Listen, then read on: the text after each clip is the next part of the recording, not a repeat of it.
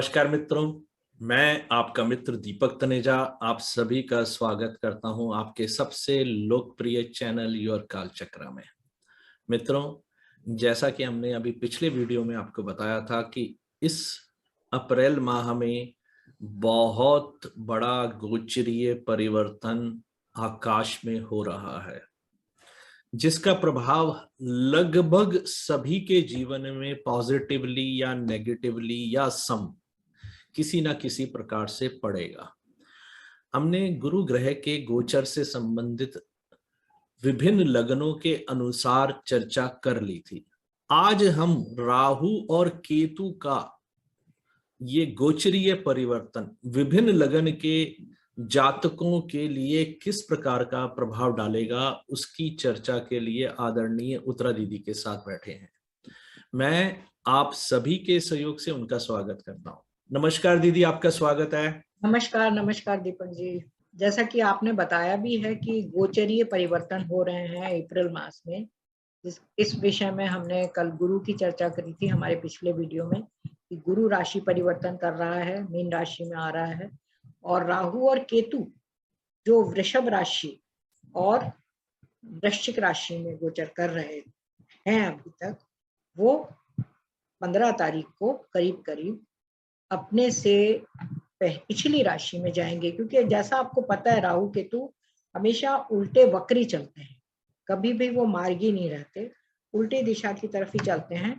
तो मेष राशि के अभी 0 डिग्री पर चल रहे हैं, और वृषभ राशि के 0 डिग्री पर राहु चल रहे हैं, और तुला वृश्चिक राशि के 29 डिग्री के करीब 0 डिग्री पे करीब केतु चल रहे हैं। और ये अब तुला राशि की 29 डिग्री के आसपास जाएंगे, तुला में प्रवेश करेंगे वक्री चलते हुए, और ये राहु जो है मेष राशि में आ जाएगा 29 डिग्री के आसपास वक्री चलते हुए।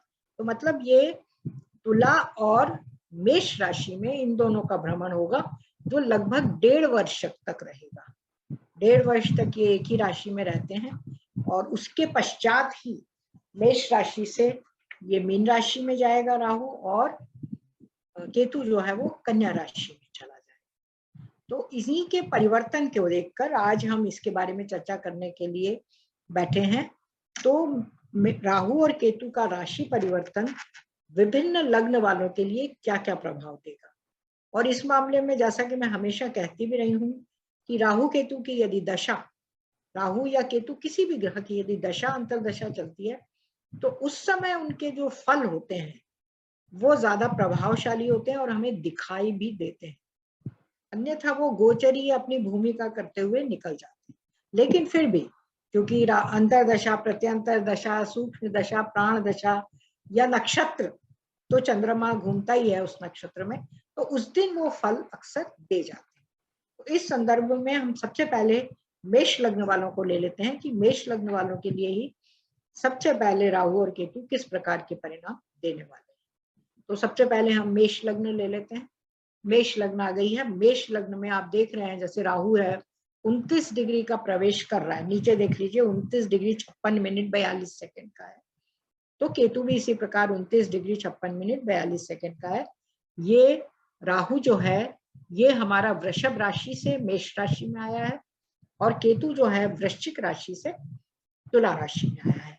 और जैसा कि कृष्णमूर्ति जी हमेशा बताते ही हैं कि हमेशा नक्षत्र भी देखो, तो हम सबसे पहले राहु का देखते हैं कि राहु मेष राशि में किन किन नक्षत्रों में भ्रमण करेगा 1.5 साल। सबसे पहले चूंकि उल्टा चल रहा है इसलिए सूर्य का नक्षत्र है वो 3 डिग्री 20 मिनट अर्थात 26 डिग्री 40 मिनट तक मेष राशि में वो सूर्य के नक्षत्र कृतिका में रहेगा। फिर 26 से लेकर चूंकि वो उल्टा चलेगा इसलिए 13 डिग्री 20 मिनट तक वो शुक्र के नक्षत्र कृतिका में भरणी में रहेगा, और अंत में वो 13 डिग्री अश्विनी नक्षत्र मेष राशि में। इसके विपरीत जो केतु है जिसने अभी 29 डिग्री तुला राशि में वो जाने वाला है, वो सबसे पहले चूंकि अभी भी वो गुरु के ही नक्षत्र में भ्रमण कर रहा है, चतुर्थ चरण में है। इसमें गुरु जो वृश्चिक राशि की थी, इसकी वृश्चिक राशि में बुध के नक्षत्र में भ्रमण कर रहा था रेवती में, और उसके 29 डिग्री से लेकर वृश्चिक राशि के गुरु के नक्षत्र में ही भ्रमण कर रहा है वो, क्योंकि उल्टे चलते हैं, थोड़े से कंफ्यूजन रहती है। तो 29 डिग्री वृश्चिक के 0 डिग्री से लेकर वो अब तुला के 29 डिग्री की तरफ आ रहा है।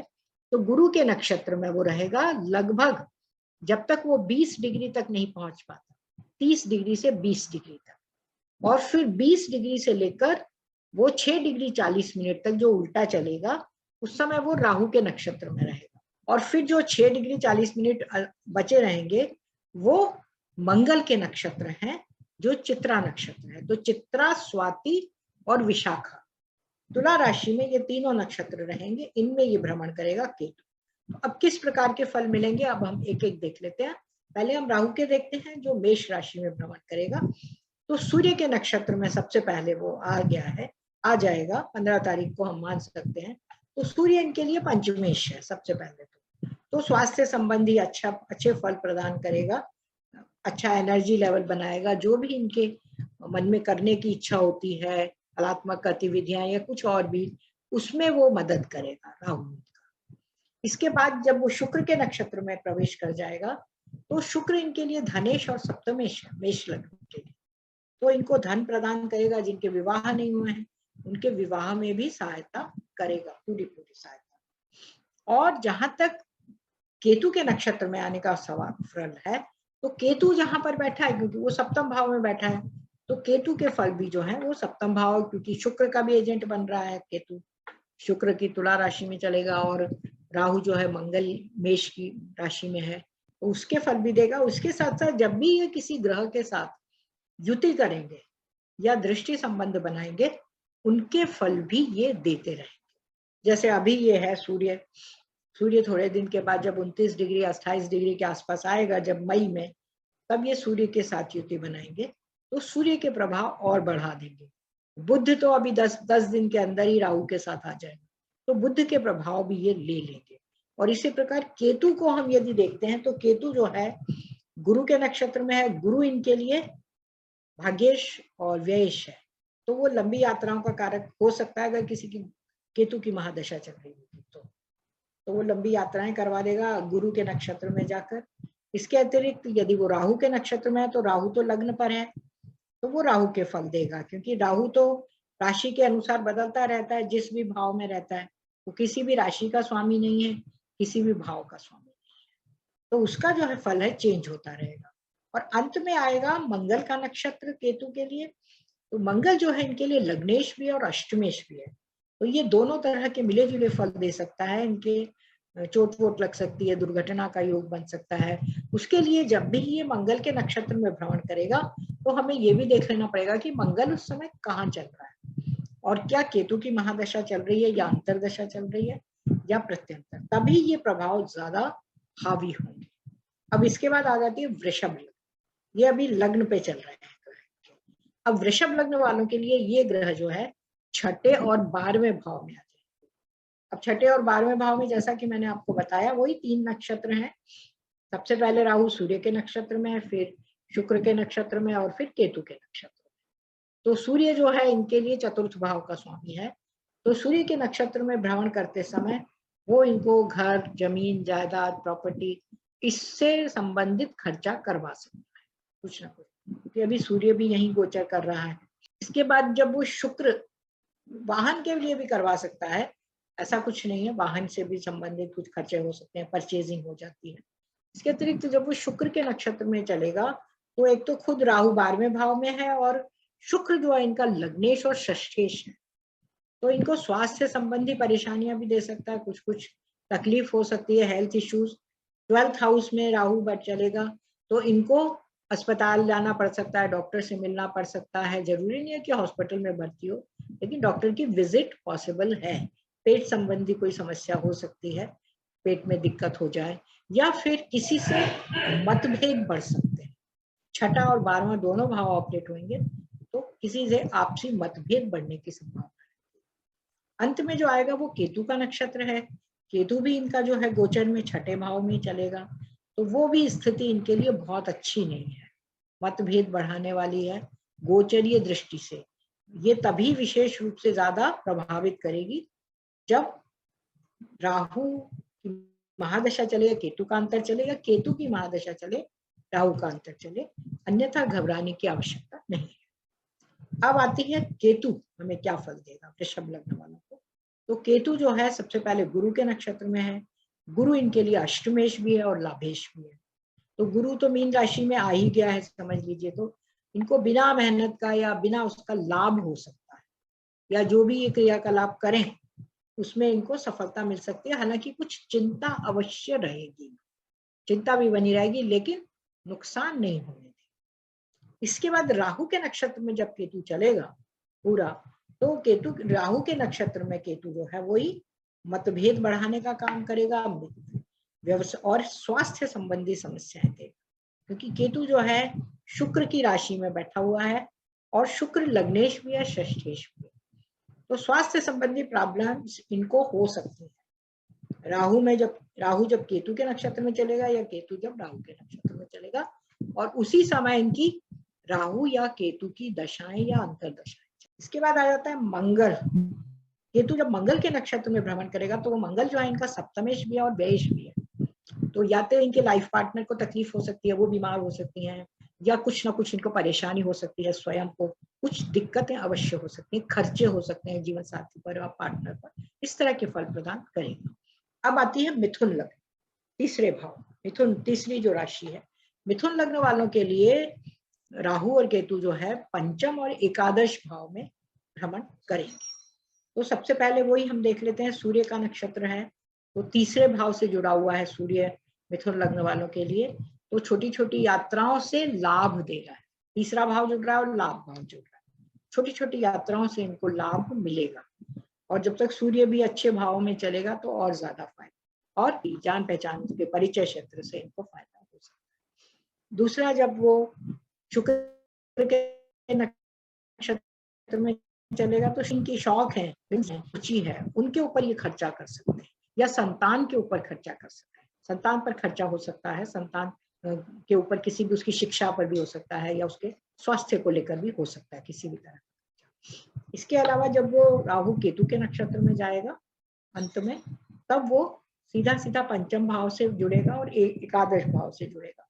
तो ये दोनों भाव जो है इनके लिए भी लाभकारी है और इनके जीवन साथी के लिए भी लाभकारी सिद्ध। अब आ जाता है केतु। केतु जैसा कि हमने बताया वो तुला राशि में है। सबसे पहले वो गुरु के नक्षत्र में आएगा, तो गुरु जो है सप्तमेश और दशमेश है, तो केतु उस हिसाब से अच्छे फल दे रहा है, सातवें भाव से जुड़े हुए और कर्म स्थान से जुड़े, तो ये फल उनके लिए केतु की महादशा में तो अच्छे देगा केतु, यदि केतु की महादशा अभी चल रही होगी। फिर जब राहु के नक्षत्र में रहेगा तब भी राहु की भी गोचर अभी एकादश भाव में चल रहे हैं, तो राहु के नक्षत्र में भी केतु अच्छे फल प्रदान, इनको भी और इनके पार्टनर्स को, लाइफ पार्टनर भी और बिजनेस पार्टनर्स भी। इसके अलावा जब मंगल की अंतर्दशा आएगी तो इनके हर प्रयासों में इनको सफलता मिलेगी, क्योंकि मंगल छठा और 11वें भाव से जुड़ा हुआ है। प्रयास जो भी ये करेंगे, जिस भी चीज में पार्टिसिपेट करेंगे, उसमें इनको सफलता अवश्य मिलेगी। इस तरह से हम मिथुन लग्न वालों के लिए फलित कर सकते हैं। अब आती है कर्क लग्न।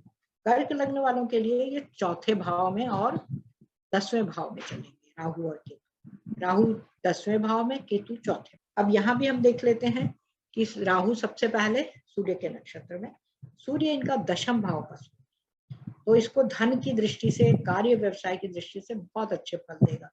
वैसे भी वो मंगल का एजेंट है, तो मंगल पंचमेश और दशमेश है कर्क लग्न वालों के लिए, और शुक्र जो है चतुर्थेश और लाभेश है, तो दोनों की स्थिति चतुर्थ और दशम भाव में अच्छे फल देने वाली है कायदे से।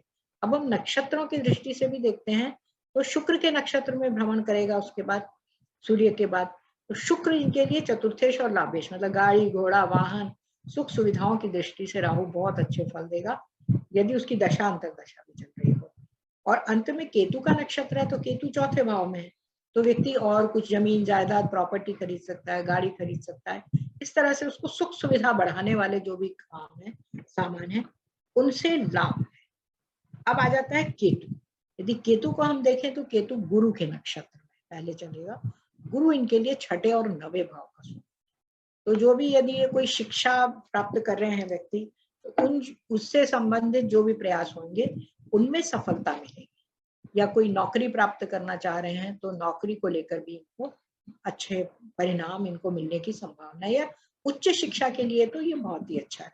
उसके बाद राहु का नक्षत्र है तो इनको जॉब से संबंधित क्रियाकलापों, क्योंकि राहु दशम भाव में, उसमें अच्छा सफलता मिलेगी, अच्छी ग्रोथ मिलेगी इनको, और अच्छे कार्य इनको मिल सकते हैं करने के लिए। उसके बाद आएगा केतु मंगल के नक्षत्र है, तो मंगल का जो नक्षत्र है वो मंगल इनके लिए पंचमेश और दशमेश है, तो वो भी इनके लिए मंगल के नक्षत्र में भी अच्छे फल प्रदान करेगा केतु, अगर केतु की दशा अंतर दशा चल। तो कुल मिलाकर हम कह सकते हैं कि कर्क लग्न वालों के लिए राहु और केतु का गोचर काफी अच्छा साबित होगा, नक्षत्रों की दृष्टि से भी और इनकी स्थिति की दृष्टि से। और अभी तो जैसे ये सूर्य के साथ गोचर करेंगे, और बाकी तो बुध तो निकल जाएगा, फिर शुक्र आएगा इनके आगे, जब भी राशि में, मेष राशि में चलते हुए मंगल आएंगे, जो भी ग्रह। एक चीज और हम अभी देख रहे हैं कि अभी कुछ कुछ दिनों के लिए बीच बीच में काल सर्प योग भी बनेगा, जब बीच में चंद्रमा 15 दिन के लिए बाहर चला जाएगा, लेकिन चंद्रमा जब जब अंदर आएगा तो पूर्ण काल सर्प योग भी बनेगा। उसके लिए, इसके लिए हम अलग से फिर कभी वीडियो बनाएंगे, लेकिन काल सर्प भी बन रहा है। पर कर्क लग्न वालों के लिए कोई बुरे परिणाम इसमें दिखाई नहीं दे रहे, बशर्ते कि उनके दशांतर दशाएं भी अच्छी चल। अब आती है सिंह राशि। सिंह राशि वालों के लिए ये जो है नवम भाव में और तृतीय भाव में चलेगा जो गोचर है, तो इनके लिए सिंह राशि में सबसे पहले जब ये सूर्य के नक्षत्र में प्रवेश करेगा राहु, तो ये लग्न से जुड़ रहा है और भाग्य भाव से, तो लग्न और भाग्य इन दोनों से जुड़े हुए परिणाम, मतलब इनको भाग्यशाली भी बनाएगा, हर कार्य में सफलता देगा।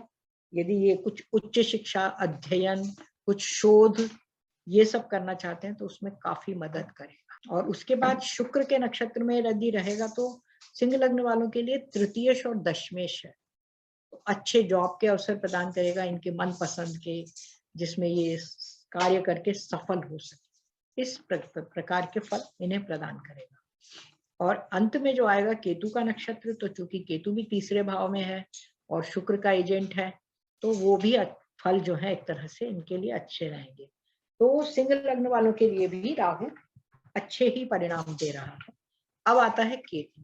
जैसा कि मैंने आपको पहले भी बताया कि केतु शुक्र की राशि में होने से शुक्र का एजेंट बन रहा है, तो कुल मिला के तो अच्छे ही फल दे रहा है। अब हम नक्षत्र की दृष्टि से देखते हैं, ये गुरु के नक्षत्र में चलेगा। सबसे पहले गुरु इनके लिए पंचमेश और अष्टमेश है, तो पंचमेश और अष्टमेश होने का अर्थ ये रहता है कि इनको फायदा ज्यादा नहीं देगा, इनके बनस्पत इनके जीवन साथी को या इनके बिजनेस पार्टनर को ज्यादा फायदा मिलेगा। हाँ, जब वो राहु के नक्षत्र में चलेगा तो इनके लिए लंबी यात्राएं संभव है, उच्च शिक्षा के योग संभव है, लंबी लंबी यात्राएं, विदेश यात्रा भी संभव हो सकती है, तो वो यात्राएं करवाएगा। और जब वो मंगल के नक्षत्र में चलेगा केतु, तो मंगल इनके लिए चतुर्थेश और भाग्येश है, तो उच्च शिक्षा, शिक्षा और माता पिता के साथ अच्छे संबंध, इन सब के लिए या यात्राओं की दृष्टि से बहुत अच्छा साबित होगा। मंगल भी सिंह लग्न वालों के लिए अच्छा ही कहा गया है।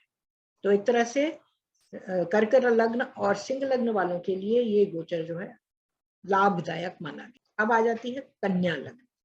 कन्या लग्न के लिए ये गोचर जो है 8वें भाव और धन भाव दूसरे भाव में चलेगा। अब इसमें अपन देख लेते हैं कि अष्टम भाव में आकर क्या क्या करता है। तो राहु जो है सबसे पहले सूर्य के नक्षत्र में, अब सूर्य इनके लिए द्वादश भाव का, व्यय भाव का, अष्टम भाव में राहु चलेगा, तो ये एक तरह से इनके हाथ से पैसा निकलवाने का काम करेगा, खर्चा करवाएगा इनके हाथ से। इनको पैसा मिलेगा नहीं, इनके हाथ से पैसा निकलेगा। यदि इनके पास पैसा है तो खर्चे, चाहे अपने लाइफ पार्टनर को ही दें, चाहे बिजनेस पार्टनर को दें, या किसी भी को भी दें, लेकिन इनको खर्चा करना पड़ेगा पैसा, सूर्य के नक्षत्र में जब तक चलेगा ये। उसके बाद जब शुक्र का नक्षत्र आता है तो शुक्र इनका धनेश और भाग्येश है, उस समय जो है ये पैसा दिलवाने में, धन दिलवाने में और भाग्य को मजबूत करने में मदद करेगा। और इसके अतिरिक्त क्योंकि अष्टम भाव से भी जुड़ा हुआ है, तो अटका हुआ पैसा भी राहु जो है दिलवाने में मदद कर सकता है। यहाँ पर ये राहु जो है मंगल का एजेंट है, और मंगल इनका तृतीयेश और अष्टमेश है, तो मूवमेंट करते समय, इधर उधर छोटी यात्रा के समय कुछ ना कुछ दुर्घटना का योग भी बीच बीच में बनाता है। इस चीज का हमें ध्यान रखना चाहिए। और विशेष रूप से शुक्र की अंतर्दशा, क्योंकि शुक्र जो है वाहन दुर्घटना के योग और मंगल की राशि में है, तो इस तरह के योग बनाने की प्रेरणा देता है। केतु के नक्षत्र में जब राहु चलेगा, तो केतु चूंकि धन भाव से जुड़ा हुआ है, इसलिए फिर केतु में काफी हद तक इन्हें फाइनेंशियली कोई परेशानी का सामना नहीं करना पड़ेगा। केवल सूर्य के नक्षत्र में ही इनके हाथ से काफी खर्चा या पैसे का निकास पॉसिबल है। अब हम केतु को देख लेते हैं। तो केतु जो है गुरु के नक्षत्र में भ्रमण कर रहा है या करेगा। गुरु इनके लिए चतुर्थेश भी है और सप्तमेश भी है, तो इन दोनों भावों से जुड़े हुए अच्छे फल प्रदान करेगा। हाँ, स्वास्थ्य संबंधी थोड़ी बहुत समस्याएं देगा, क्योंकि गुरु जो है मैंने बताया था सप्तम भाव में ही गोचर करेगा 1 साल तो कम से कम, और सप्तम भाव इनका बाधकेश भी है और मार्गेश भी है एक तरह से। तो स्वास्थ्य संबंधी कुछ ना कुछ समस्याएं केतु का गोचर गुरु के नक्षत्र में दे सकता है। स्वास्थ्य पूरी तरह से स्वस्थ नहीं रहेंगे। साथ में नेपच्यून भी आप देख रहे हैं यहाँ पे। इसके बाद राहु का नक्षत्र है और राहु अष्टम भाव में है। तो केतु का जब राहु के नक्षत्र में भ्रमण होगा, तो वो भी चिंताओं की दृष्टि से, परेशानियों की दृष्टि से अच्छा नहीं है। चिंता देगा, स्वास्थ्य संबंधी परेशानियां भी दे सकता है। यदि उस समय बुध भी मान लीजिए वहीं से ही गोचर करे, बुध हालांकि अभी कर ही रहा है, अभी कुछ समय तक तो वो रहेगा ही सही, तो स्वास्थ्य संबंधी अनियमितताएं, अप्स एंड डाउन्स अवश्य महसूस किए जा सकते हैं। यदि केतु का अंतर चल रहा है या प्रत्यंतर, या राहु का अंतर या प्रत्यंतर। तो राहु के नक्षत्र तक मैंने बता दिया था। केतु जब राहु के नक्षत्र में चलेगा तो अच्छे फल नहीं मिलेंगे, क्योंकि राहु जो है वो अष्टम भाव में भ्रमण कर रहा है। और केतु जब मंगल के नक्षत्र में भ्रमण करेगा, वो भी ठीक नहीं है, क्योंकि वो एक तीसरे और अष्टम भाव से जुड़ा हुआ है, और कन्या लग्न वालों के लिए मंगल वैसे भी अकारक माना जाता है। आसपास वालों से अच्छे संबंध नहीं रहते, कुछ चिंता परेशानियां रहती हैं, चोट लगने का डर हमेशा बना रहता है।